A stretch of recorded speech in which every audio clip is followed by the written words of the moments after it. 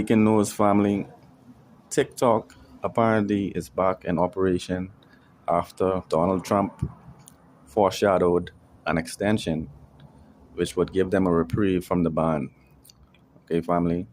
As I said in the previous video, none other than Mr. Beast was attempting to purchase TikTok. There hasn't been any revelations about whether or not this has taken place or will take place, but Donald Trump, as I said, has heard the cries of the masses. Donald Trump is now saying he will issue a 90-day extension on the ban so that there can be some other collaboration that will allow TikTok to remain in the United States. Okay, persons were anxiously anticipating getting back to TikToking. They have a lot of dances that they need to bring about. They have a lot of cat videos that desperately need to be shared. All right, family. And so, in other words, the United States is now able to access TikTok again. There are 170 million persons who have been taking the liberty of using TikTok, and they are now breathing a sigh of relief. Now, family, this does not mean that the issue, which is at the center of this situation, has been resolved. Okay? There's a reason why Donald Trump issued a 90-day extension and not an unconditional removal of the ban. Okay? There is still the perception that TikTok is a tool of Communist China. The Communist Party of China is still using TikTok as a means of spying on the United States. As I said previously, the whole idea of privacy has come into play. And there is a lot of cynicism about privacy in the United States because of apps like Facebook, because of apps like Twitter, and the like that are also gathering information on its patrons and forming profiles. All right, now my most recent encounter with AI on these websites is the new AI which was installed on Twitter, which goes by the name of Grok. Family, upon using Grok, I was a little bit disturbed by the fact that literally everything that you say on the internet through Grok is being psychoanalyzed and being used to form a profile about you. I mean, literally, if you type anything into Twitter, if you say good morning, and then you click on the X-shaped logo of Grok, it's going to give you a breakdown, 8 pages, about the origin of the word good morning, of the words good morning, or the salutation. It will give you citations. It will make inferences about you saying good morning based on your previous posts. All right. The other day I tried to use some innuendo, right? And I said that hopefully AI doesn't become like the Lawnmower Man movie, right?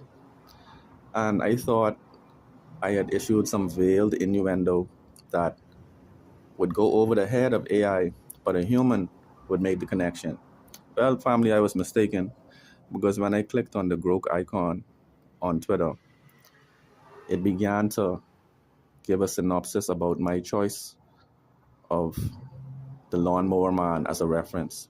It started to make statements about the affairs of society, about AI, and whether or not persons logging into these platforms or using the Neuralink. I think I was actually speaking about the Neuralink. And so I made connections between the Neuralink and the potential that persons will become like the Lawnmower Man, right? But basically, Grok understood my innuendo, and Grok, anybody that clicked on the X icon for Grok would have gotten a breakdown of why I chose to use Lawnmower Man. And it basically dispelled the fear that persons will lose their consciousness and become psychotic and use AI in some kind of lethal fashion, right? Because if you remember the Lawnmower Man movie, he was a guy that had um, mental disabilities, but when they used the AI to basically give him his faculties back, he became psychotic, and he was able to use technology to harm people, and he actually became some kind of like digital consciousness that existed on the internet, you know. And so, family, I said all of that to say this: the TikTok ban is still in effect, but it is given an extension. All right, and I believe that it will not be resolved until persons are able to satisfactorily present this product in a way that does not jeopardize the national security of countries, right? And AI is on the rise, and we must be mindful of the fact that everything that we say on these websites, especially social media, is being used to train AI.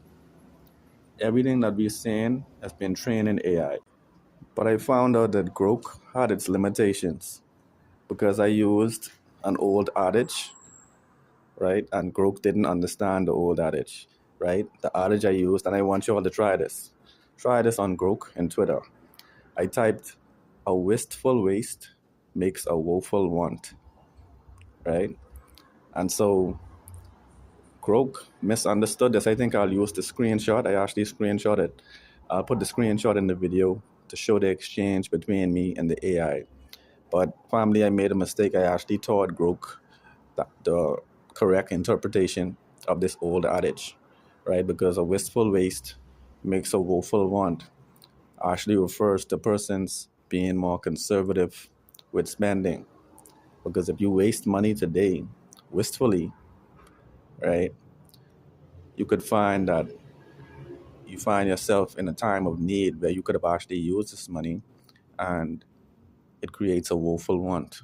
It's possible that all social media and AI chat groups or chat bots are being used to spy on the average citizen, to gauge the political temperature of the country, to find out if there's any dissent, to find out if persons are critical of any program that the government is putting in place. Um, the list goes on. It's possible that they're trying to find out if there's any grassroots movements that are gaining traction, and if they use these terms and phrases and paragraphs that we type into AI, it might give them a lens into what the citizens are planning, what the people are planning, you know.